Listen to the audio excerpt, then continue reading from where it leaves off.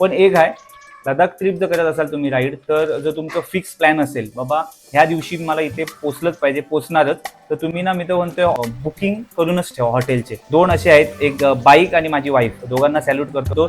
यूट्यूबमध्ये बरीच लोक सगळंच खरं सांगत नाहीत, कारण जे स्वतःला काय जे होतं, वेदना होतात, ते काही लोक दाखवत नाहीत. जे चांगलं चांगलं जे आहे तेच दाखवतात असं मला तर वाटतं. पण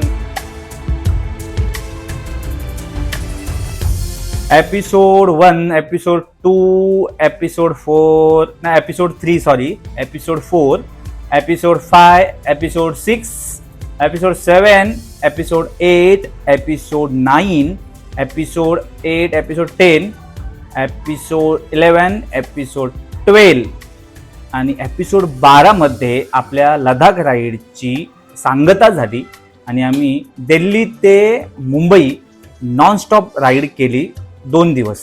ही राईड कशी वाटली मला माहित आहे, जे मला पसंत करतात त्यांनी माझे व्हिडिओ नक्की बघितले असणार आणि मला पण खूप आवडलं. माझे सगळे व्हिडिओ चांगले चालतायत, चांगले बघतायत, कमेंट खूप छान छान आले.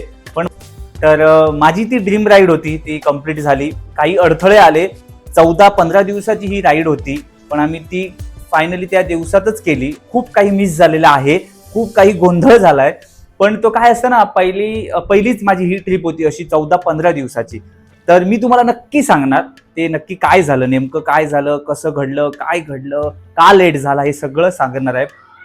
पण सर्वात प्रथम माझ्या चॅनलला अजून पण कोण सबस्क्राईब करत नाहीत, म्हणजे व्हिडिओ बघतात पण सबस्क्राईब करत नाहीत, तर प्लीज सबस्क्राईब करा आणि एक सुंदरशी कमेंट करा आणि लाईक पण करा त्यासोबत. आणि तुमच्या मित्रमंडळींना नक्की माझे व्हिडिओ शेअर करा जर तुम्हाला आवडत असतील तर. आता मी हा मोबाईल, हा फोन मी टेबलवर ठेवतो स्टँडला लावून आणि मस्तपैकी मी तुम्हाला माझा अनुभव, किती खर्च आला, आणि आम्ही दोघं पण 15 दिवस मस्त प्रवास केला दोघांनी पण, कारण माझ्यासोबत श्रावणी होती, पिलियन होतं, त्यामुळे खर्च वाढला असेल असं प्रत्येकाला वाटतं, पण आम्ही खूप कमी खर्चात मी ही ट्रिप केली मी तुम्हाला सांगतो. तर आता आपल्या लडाख राईडची जी जर्नी झाली त्याबद्दल आपण आता बोलू. सगळ्यात महत्वाचा जो खर्च आहे, जी अमाऊंट आहे, ती तुम्हाला व्हिडिओच्या एंडला नाही पण व्हिडिओ संपता संपता मी तुम्हाला सांगणार आहे की किती खर्च आला टोटल, म्हणजे फूड, स्टे आणि पेट्रोल. सगळ्यात महत्वाचं म्हणजे ना, मी तुम्हाला सांगतो, मला वाटतं प्रत्येक बायकर्सचे स्वप्न असतं, ड्रीम राईड असते, जे पण आहे की लडाख राईड करायची.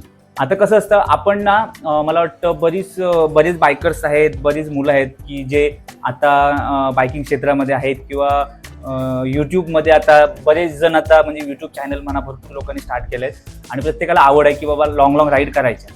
तर लॉंग राईड ना माझी तर ही फर्स्ट टाइम होती. मी महाराष्ट्रात फिरलोय खूप, पण मी कधी महाराष्ट्राबाहेर गेलो पण एवढ्या लांब कधी गेलो नव्हतं. पण माझी ही ड्रीम राईड होती की बाबा मला बाकी कुठे जायला नाही भेटले चालेल, पण एक लडाख राईड करायची.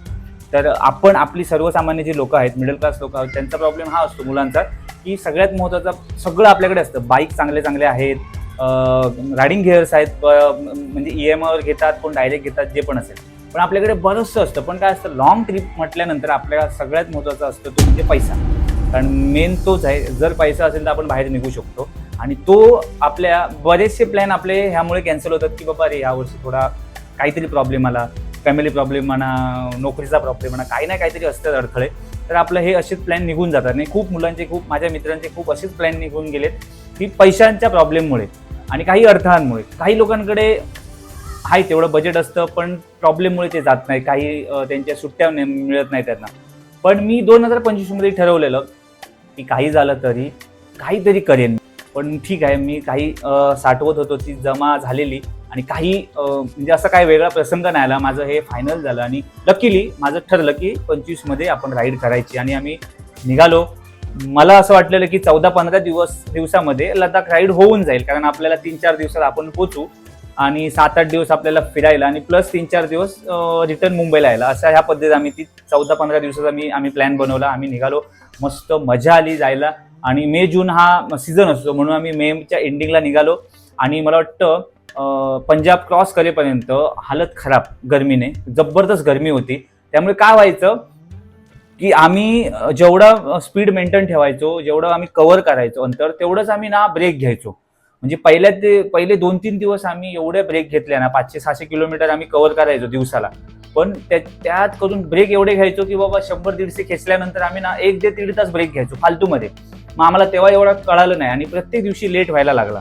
पहिल्या दिवशी लेट झालं आणि लेट झाल्यानंतर काय होतं की आपण लेट पोहोचल्यानंतर हॉटेलला गेल्यानंतर मग सगळा लगेज काढा, लगेज तो परत घेऊन जावा, मग तो लगेज घेऊन गेल्यानंतर मग आंघोळ झाल्यानंतर मग झोप. मग आम्हाला 1 ते 1.5-2 वाजायचे झोपायला.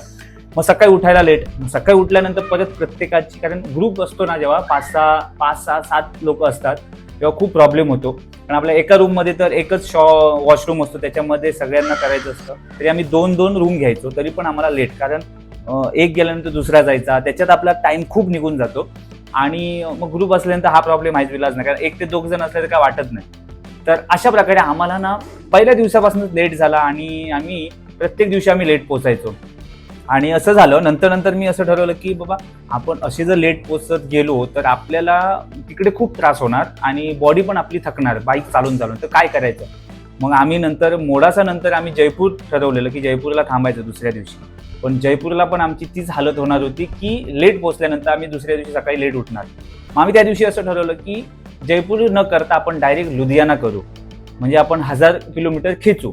सगळे रेडी झाले आणि नाईट राईड आम्ही तेव्हा चालू केली. दुसऱ्या दिवशीपासून आम्ही मोडासा टू डायरेक्ट लुधियाना केला आणि लुधियानाला आम्ही दुसऱ्या दिवशी 4:30 वाजता पोहोचलो. म्हणजे कुठून, मोडासा टू लुधियाना 1064 किलोमीटर आम्ही बाईक खेचली आणि तिथून मग आराम केला. आणि तिथपासून जे स्टार्ट झालं म्हणजे आम्हाला हॉटेलला पोहोचायला नेहमी 12-1 वाजायचाच रात्री खूप, कारण आम्हालाच माहित नाही काय असं झालं एवढं, कारण आम्ही एवढं थांबायचो पण नाही, पण ते होऊन गेलं. पण नंतर श्रीनगर नंतर आम्ही ठरवलं की आता बस झालं, की आता बाबा नाईट राईड करायची नाही, आता जे पण आहे ते डे म्हणजे दिवसात आपण खेचायचं आणि थांबायचं. तर आम्ही असं करत एकदा लेहला पोचलो आणि लेहनंतर आमची हालत एवढी खराब झाली, कारण मला वाटतं खारदुंगला वगैरे करताना आम्हाला बऱ्याच रायडरला आम्हाला त्रास झाला ब्रिदिंगचा. तर तिथून सुरुवात झाली आणि नंतर आम्हाला कळालं की बाबा इकडे असं आहे, म्हणजे डिस्टन्स कसं आपल्याला काय वाटतं की 200 किलोमीटर आहे ना आपण खेचू शकतो, पण लडाखला तसं नाही आहे. मला वाटतं 200 किलोमीटरला आपल्याला 4 ते 5 तास लागतात तिकडे लडाखला. तर आम्हाला ते तेव्हा कळालं आणि नंतर आम्ही ठरवलं की आता बाबा काही झालं तरी सकाळीच निघायचं. आणि अशी धावपळ होत गेली आमची प्रत्येक दिवशी, त्यामुळे बॉडी नंतर आमची खूप थकली आणि जे करायचं आम्हाला ते करायलाच भेटलं नाही. म्हणजे आता कसं आपण एवढ्या ट्रिपला खर्च करून जातो, तर सगळ्यात महत्त्वाचं म्हणजे व्हिडिओज, फोटोज हे महत्त्वाचे असतात, हे आम्हाला काही ठिकाणी काढायलाच भेटले नाही त्या घाई गडबडीत. आणि अशी आमची ट्रिप म्हणता पूर्ण झाली. काही संकटं आली, पण ह्याच्यामध्ये एक शिकायला भेटतं अशा राईडमध्ये. एक तर तुम्हाला काय केलं पाहिजे, तुमच्यासोबत जे मित्र असतात ते किती ॲक्टिव्ह पाहिजे, कारण सगळेच जर भित्रे घाबरे असले ना तर आपला खूप प्रॉब्लेम होतो. त्याच्यामधला काहीतरी नॉलेजवाला एक माणूस पाहिजे तुमच्यासोबत, मित्र जो पण असेल, म्हणजे थोडंफार त्याला नॉलेज पाहिजे. काही इमर्जन्सी आली तर असे आमच्याकडे 1-2 मित्र होते माझे, त्यामुळे ते एक टेन्शन नव्हतं. आणि अशा प्रकारे आमची 14-15 दिवसात आमची ट्रिप झाली. पण मी तुम्हाला सजेस्ट करेन, जर लडाख राईड जर तुम्ही प्लॅन करत असाल तर तुम्हाला ना 20 ते 22 दिवस पाहिजे. 20-22 दिवसात तुमची प्रॉपर लडाख राईड होते, म्हणजे कशी धावपळ होत नाही. आमचं ॲक्च्युली असं झालं की कमी दिवस आहेत, सोमवारी आम्हाला जॉईन करायचं ऑफिस, त्या टेन्शनमध्ये आम्ही काय केलं, फक्त बाईक पळवत होतो आम्ही, असं झालं. आणि त्यामुळे आमची खूप धावपळ घाईपळ गडबड झाली. पण आता ह्याच्यानंतर आम्ही ठरवलं की बाबा आता कधी पण म्हणजे फ्युचरमध्ये जेव्हा करेन राईड तेव्हा एक तर जास्त दिवस आणि प्रॉपर प्लॅनने जायचं, हे तर नक्की आहे. दुसरी गोष्ट ही आहे की आम्ही हे पण शिकलो की काही लोक डायरेक्ट लडाखला जातात, म्हणजे इथून जे बाईक घेऊन, की बाबा कोणाकोणा स्वप्न असतं की बाबा गेलो तर मी मुंबईमधून माझी बाईक चालवत घेऊन जाणार आणि येताना पण चालवत घेऊन येणार. आहे सोपं, काही कठीण नाही आहे, पण त्याच्यासाठी तुम्हाला एक तर सवय पाहिजे, कंटिन्यू बाईक चालवायची हॅबिट पाहिजे, तेवढा स्टॅमिना पाहिजे बाईकवर बसायचा. कारण बरेचसे बायकर्स आम्ही बघितलेत, श्रीनगरवरून मुंबईचे बायकर्स होते, काही 5 ते 7 बायकर होते, ते अक्षरशः रडले, त्यांची हालत एवढी खराब झाली, सगळ्यांची तब्येत खराब. ते रिटर्न मुंबईला आले फ्लाईटने, बाईक सगळे टाकले ट्रान्सफरला आणि आपण सगळे फ्लाईट घेऊन मुंबईला रिटर्न आले. कारण ते श्रीनगरला पोहोचेपर्यंत त्यांची हालत एवढी खराब झाली, ते पुढे जाऊच म्हणजे हिंमतच नव्हती त्यांची की पुढे आम्ही तेवढं जाऊ. तर असे पण काही किस्से घडलेले आहेत. त्यामुळे जाताना मी तर म्हणतो यूट्यूबमध्ये बरीच लोक सगळंच खरं सांगत नाहीत, कारण जे स्वतःला काय जे होतं वेदना होतात ते काही लोक दाखवत नाहीत. जे चांगलं जे आहे तेच दाखवतात असं मला तर वाटतं. पण मी तर सांगेन यूट्यूबचे व्हिडिओ किंवा इंस्टाग्रामचे रील बघून अजिबात लडाखचा प्लॅन करू नका. पहिलं तुम्ही आधी प्रॉपर तुमची बॉडी तयार करा, स्टॅमिना बनवा, हॅबिट बनवा बाईक चालवायची. बाईक सगळेच चालवतात बसल्यानंतर, पण लडाखला हा एक मी अनुभव घेतला. बॉडी तुमची कुठे थकते माहिती आहे, जेव्हा तुम्ही पूर्ण दिवस राईड करून जेव्हा तुम्ही स्टेला जाता हॉटेलला आणि ते सगळं लगेज काढून तुम्ही रूममध्ये घेऊन जाता, मग तो लगेज परत तो खाली बॅगला बाईकला येऊन बांधायचा, मग परत दुसऱ्या दिवशी परत ती बाईक 500-600 किलोमीटर चालून परत स्टे, परत ते उतरा, परत बांधा. ह्यामध्ये तुमचं ना काय होतं, बॉडी थकून जाते आणि आराम भेटत नाही प्रॉपर बॉडीला. भले तुम्ही किती जरी बोललात की 6 वाजले तरी मी इथे थांबणार, पण नाही थांबू शकत, कारण तेवढी गरमी असते. राजस्थानला खतरनाक गरमी होती. पण मी तर सांगेन, त्यामुळे लडाखला जर तुम्हाला जायचं असेल समजा पुढच्या वर्षी, तर आतापासनं एक म्हणजे ना महिन्याला एकतरी अशी राईड करा की 500-600 किलोमीटर तुमची खेचण्याची ताकद ठेवा दिवसाला. असं म्हणजे थोडी बॉडी तेवढी बनवा अशी चांगली. कारण बरीच लोक असे करतात की 5 वर्ष राईड करत नाही, 5 वर्ष गॅप ठेवतात आणि त्यानंतर कुठेतरी लॉंग राईड करतात, मग त्यांना खूप त्रास होतो. आणि लडाखचं पण असंच आहे. जर डायरेक्ट तुम्ही जर बोला अरे मी बिंदास चालू आहे, असं नाही आहे, त्रास होतो तिकडे गेल्यानंतर. एकदा तुम्ही तिकडे जाऊन आला तर तुम्ही नंतर कुठे पण जाऊ शकता, हे तर नक्की आहे. त्यामुळे लडाख पहिलं करा, सगळ्यात महत्त्वाचं आहे लडाख. त्यानंतर तुम्ही कुठे पण जावा, स्पितीला जावा किंवा नेपाळला जावा, कुठे पण जावा, पण लडाख इम्पॉर्टंट आहे. तर लडाखमध्ये आम्ही खूप धमाल केली, बर्फ पहिल्यांदा बघितला आम्ही. आणि सगळ्यात महत्त्वाचं तुम्हाला सांगायचं म्हणजे जर तुमची लाईफ पार्टनर, तुमची मिसेस, तुमची बायको असेल, हौशी आवड असेल तिला नक्की घेऊन जा, खूप सपोर्ट होतो. कारण मी माझ्या बायकोला मानेन, म्हणजे दोन असे आहेत, एक बाईक आणि माझी वाईफ, दोघांना सॅल्यूट करतो. कारण 14 ते 15 दिवस बाईकवर बसणं आणि कंटिन्यू बाईकवर सकाळी बसल्यानंतर संध्याकाळी थांबणं, परत सकाळी बाईकवर बसा, परत रनिंग शक्य नाही आहे. बाईक चालवायला मस्त वाटते, पण मागे जो बसतो त्याला माहीत आहे काय वेदना होतात, पण ती मस्त एन्जॉय करत आली. आणि बाईकने पण मला थोडासा त्रास दिला, पण तो आपल्या गणपती बाप्पाच्या आशीर्वादाने मस्तपैकी आपल्याला घेऊन आली इथपर्यंत. असे काही अनुभव आहेत ना, एक्सपिरियन्स आहेत, हे खूप धमाल म्हणजे मजेशीर असतात आणि अनुभवी असतात. त्याच्यातून आपल्याला काहीतरी घ्यायला भेटतं. पण लकीली ती शॉकऑफ सर माझा एकदम जाऊन पण ती कशी आम्ही तिला चंदीगडपर्यंत घेऊन आलो. कारण मला लडाखपेक्षा ना हिमाचलचे रस्ते खतरनाक वाटले. कारण तो जो एक्सपिरियन्स होता तो भारी होता. जेव्हा आम्ही मनालीला येत होतो तेव्हा म्हणजे खतरनाक, कारण समोरून ज्या गाड्या जायच्या कट मारून तेव्हा आम्हालाच काटा यायचा अंगावर, एवढे खतरनाक रोड आहेत तिकडे. आणि तेव्हा आपल्याला कळतं की बाईक कशी चालवली पाहिजे, बाईक काय पद्धतीत चालवली पाहिजे, कशा पद्धतीत टर्न घेतले पाहिजेत, ओव्हरटेक कशा पद्धतीत केलं पाहिजे, हे सगळं कळतं आपल्याला बाहेर गेल्यानंतर. आणि नाही म्हटलं ते 10 ते 11 राज्य आपण करतो. विचार करा, महाराष्ट्र टू लडाख सगळं करत येताना परत महाराष्ट्र, 10 ते 11 राज्य. त्यामुळे तो एक्सपिरियन्स खूप भारी आहे. आणि माझी टोटल किलोमीटर झाली 6050, Mumbai Ladakh to Mumbai total kilometre. कारण जाताना आम्ही जयपूर राजस्थान करत गेलो, येताना आम्ही MP इंदोरवरून आलो. त्यामुळे सगळंच आमचं ते पूर्ण सर्किट झालं. त्यामुळे मस्त बघण्यासारखे रस्ते होते, वेगवेगळे काही अनुभव भेटले, गाव, काही तिकडचे फूड डिश, सगळं आम्ही अनुभव घेतला, मजा आली. आणि खर्चाचं सांगायचं ना तर मी तुम्हाला सांगेन की तुमच्यावर आहे खर्च कसा करायचा. कारण बघा, जे बजेट पैसेवाले जे आहेत त्यांना काय फरक नाही पडत, कुठलं पण हॉटेल चालेल, हायफाय. पण आपलं तसं नसतं. आपण काय करतो, माझं तर सांगतो, माझं तर मी बजेटमध्ये होतो की बाबा आपल्याला एक रात्र झोपायचं आहे 5 ते 6 तास. आपल्याला काय हायफाय हॉटेल नको आहे, फक्त काय आपलं एकच असतं की वॉशरूम क्लीन पाहिजे बस, आणि एक पार्किंग सेफ पाहिजे हॉटेलला. कारण आपलं दोनच असतं, कारण बाईक आपण जेव्हा खाली लावतो ना तेव्हा आपलं परत पूर्ण झोपल्यानंतर आपलं लक्ष नसतं बाईकवर. त्यामुळे बाईक फक्त सेफ राहिले पाहिजे बस. तर आमचं तेच फक्त होतं. पण मला वाटतं श्रीनगरपर्यंत आम्हाला खूप चांगल्या हॉटेल्स भेटल्या स्वस्त. श्रीनगर नंतर म्हणजे श्रीनगरपासूनच थोडंसं आम्हाला कॉस्टली भेटल्या. पण आम्ही कसं 5 ते 7 जण होतो, त्यामुळे आपल्याला कसं डिवाईड व्हायचे, त्यामुळे आम्हाला थोडं स्वस्त पडलं. पण तरी पण ते महागच वाटलं मला. जर आपली जर माणसं असतात ना, जेव्हा कसं बाबा चल इकडे ते इकडे झोपू. आता माझी मिसेस असल्यामुळे आम्ही कसं टेंट कॅम्पिंग म्हणा किंवा बाहेर झोपायची आम्ही एवढी रिस्क घेतली नाही. तर म्हटलं तेवढी रिस्क नको, ते पैसे गेलेले चालतील. पण ठीक आहे, पण फूडला पण आमचे काही एवढे पैसे जास्त गेले नाही आहेत. पण एक आहे, लडाख ट्रिप जर करत असाल तुम्ही राईड, तर जर तुमचं फिक्स प्लॅन असेल बाबा ह्या दिवशी मला इथे पोचलंच पाहिजे, पोचणारच, तर तुम्ही ना, मी तर म्हणतोय बुकिंग करूनच ठेवा हॉटेलचे.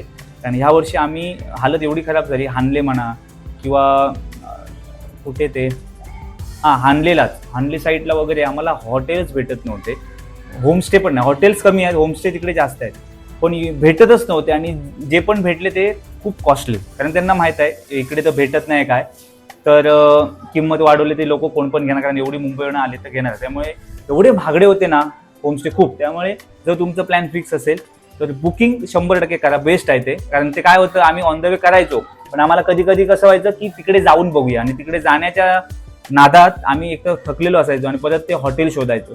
ते खूप आमचं म्हणजे मूर्खपणा झाला तो. तर तो तुम्ही करू नका. प्लॅन फिक्स असेल तर हॉटेल बुकिंग सगळं करून जावा. आणि बाकी तर बजेट तुमच्यावर आहे. पेट्रोलचं म्हणायला गेलात तर आता मी तुम्हाला सांगतो, माझ्या बाईकने पेट्रोल जे खाल्लंय पिलंय, म्हणजे इथून मुंबईवरून लदाखवरून परत सगळं करत करत करत 6,050 किलोमीटर झाली. 16,400 किलोमीटरचं मला पेट्रोल लागलं येऊन जाऊन. 16,400 म्हणजे मला चांगल्यापैकी मायलेज दिलंय बाईकने. म्हणजे एवढं लगेज, हेवी लगेज असून, पिलियन मागे असून तरी पण मला चांगलं मायलेज दिलंय. फक्त तिकडे जेव्हा आम्ही गेलेलो खारदुंगला म्हणा, उमलिंगला म्हणा, त्या साईडला मायलेज तुम्हाला खूप कमी देतं. स्पीड पण खूप कमी पकडतं तिकडे, कारण फुल थ्रोटल घेऊन पण गाडी तिकडे स्पीड पकडत नाही. ठीक आहे, काहीतरी प्रॉब्लेम असेल तिकडे, ऑक्सिजन वगैरे कमी असल्यामुळे, तर तुमच्या बाईक तिकडे स्पीड पकडत नाही. पण माझं एक म्हणणं आहे की आता स्कूटर वगैरे भरपूर लोक घेऊन जातात. माहीत नाही, त्या काही लोकांना व्ह्यूजसाठी घेऊन जातात, काही लोकांना फेम होण्यासाठी घेऊन जातात.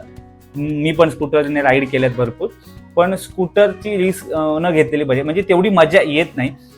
ज्यांची कसं माहिती आहे, हाईट वगैरे कमी असते ना, त्यांना स्कूटर ठीक आहे. पण जर तुम्हाला बाईक चालवता येते, तुमच्याकडे जर बाईक आहे, तर मी तर म्हणते अशा ट्रिपला, अशा राईडला बाईकच घेऊन जा, कारण ती मजा वेगळी असते बाईकची. आणि बाईक चालवायला ऑफरोडिंगला वगैरे पण मजा येते. मग बाईक असणे बेटर आहे, मला तसं वाटतं. ठीक आहे, माझ्याकडे पण स्कूटर होती, मी पण स्कूटरने खूप फिरलोय, असं पण नाही. आणि आज पण माझ्याकडे स्कूटर असली तर मी पण घेऊन गेलो असतो. पण जर बाईक असेल तर बाईक घेऊन जावा अशा ट्रिपला. तर अशा प्रकारे मला वाटतं 16,400चं मला पेट्रोल लागलं आणि खूप चांगलं लागलं. बाकीच्यांना, माझे मित्र होते त्यांचे 400 सीसीचे बाईक होते, तर मला वाटतं त्यांचं 20च्या आसपास पोहोचलं असेल आरामात येऊन जाऊन. पेट्रोलला आम्हाला एवढा खर्च नाही आला. आणि फूड आणि जर हे म्हणाल, स्टे म्हणाल, तर माझं आम्ही दोघांचं होतं, माझं आणि श्रावणीचं. तर मला टोटल, आता तुम्हाला सांगतो डायरेक्ट राऊंड फिगरच सांगतो किती झाला, मग तुम्हाला टेन्शन नाही. येऊन जाऊन पेट्रोल, फूड आणि स्टे सगळं, म्हणजे ₹1 ₹2 सगळं पकडा, मी राऊंड फिगर सांगतो. टोटल आम्हाला खर्च आला ₹60,000 लडाख राईडचा. त्यामुळे मला तर वाटतं ओके आहे. कारण ठीक आहे, अधूनमधून माझे पैसे, मला वाटतं मी तिकडे लेहला गेल्यानंतर फक्त ऑइल टॉपअप केलं, एअर फिल्टर, बाकी मी काहीच केलं नाही. बाईक ओके होती. तर शॉकऑप्सर माझा जर गेला नसता तर बाईक माझी ओके होती, पण शॉकऑप्सर पण मला वॉरंटीमध्ये भेटला, त्यामुळे तो पण एक खर्च वाचला माझा. नाही तर 6 ते 7,000 तिकडे गेले असते. तर अशा प्रकारे आम्ही खूप धमाल केली राईड, आणि मजा आलेली खूप. आणि ते दिवस वेगळेच होते, आणि ते दिवस आता फक्त ते स्क्रीनवर दिसणार आहेत. म्हणून मी प्रत्येक वेळी सांगतो, भले तुमचा चॅनल असू दे नसू दे, जर तुम्ही अशी ट्रिप करत असाल ना, तर एक कॅमेरा घ्या सेकंड हँड, किंवा मित्राचा कॅमेरा घ्या, हेल्मेटला माउंट करा, आणि सगळे मेमरीज तुम्ही ना घेऊन या, आणि असे साठवून ठेवा की तुम्हाला कधी वाटलं बाबा 3-4 वर्षानंतर तुम्ही बघू शकता. आणि हे महत्त्वाचं आहे, कारण तेव्हा ठीक आहे, तेव्हा लोक फक्त काय फोटोज काढायचे, व्हिडिओज काढायचे, फेसबुकवर वगैरे टाकायचे, आता इंस्टाग्राम आलं. पण आता ती छोटी रील टाकण्यापेक्षा तर मला तर वाटतं की असं काहीतरी घेऊन जा की तुम्ही सगळं घेऊन येऊ शकता, आणि ती आठवण. त्यामुळे आता माझं फक्त, मला वाटतं मोदासा टू लुधियानापर्यंत माझा डेटा थोडा गेला माझ्याच चुकीमुळे, आणि मी घाई गडबड खूप केली, काही गोष्टी मी घेऊन गेलो नाही. जर माझ्याकडे हार्ड डिस्क वगैरे असली असती तर माझं ते काम झालं असतं, पण ते माहीत नाही. आता ते मेमरी कार्ड खराब होतं, तर ते खराब असल्यामुळे हँग झालं किंवा एरर आला, आणि ते पूर्ण ऑटोमॅटिकली फॉर्मॅट झालं, सगळे व्हिडिओ गेले. तर असं काही गोष्टी आहेत. आणि माझा गोप्रो पण ॲक्च्युली खूप जुना झालेला आहे, 4-5 वर्ष होऊन गेली त्या गोप्रोला. त्यामुळे तो गोप्रो पण आता थकलाय, कारण जास्त लोड झाला, मेमरी फुल होत राहिली की तो हँग होतो आणि गरम खूप होतो, तो एक प्रॉब्लेम आहे. पण आता सध्या मला कुठे काही इन्व्हेस्टमेंट करायची नाही आहे, कारण माहीत नाही आता टाइम भेटेल न भेटेल हे पण सांगू शकत नाही. त्यामुळे सध्या आता माहीत नाही, त्यामुळे गप्प आता सध्या आहे, बघू. मेन तर माझं झालेलं आहे. तर अशा प्रकारे बाकी काय नाही, तुम्हाला सांगण्यासारखं खूप आहे, पण तेवढा आता खूप मोठा व्हिडिओ होईल. पण शॉर्टकटमध्ये सांगतो, खूप धमाल केली, काही प्रॉब्लेम नाही आला. मी तर बोलते, तुम्हाला जायचं असेल बिंदास जावा, मजा येते. लडाख हे वेगळंच आहे, आणि नजारे जे तिकडचे आहेत ते तुम्ही फक्त बघू शकतात. फक्त डोळे उघडे ठेवायचे आणि बघायचं, एवढं खतरनाक नजारे आहेत तिकडे, आणि बघण्यासारखं आहे सगळं, म्हणजे भारी आहे. तो तुमचा एक्सपिरियन्स खतरनाक आहे. तर ते एक, आणि काय, बाकी तर काय सांगणार का नाही, मजा आली.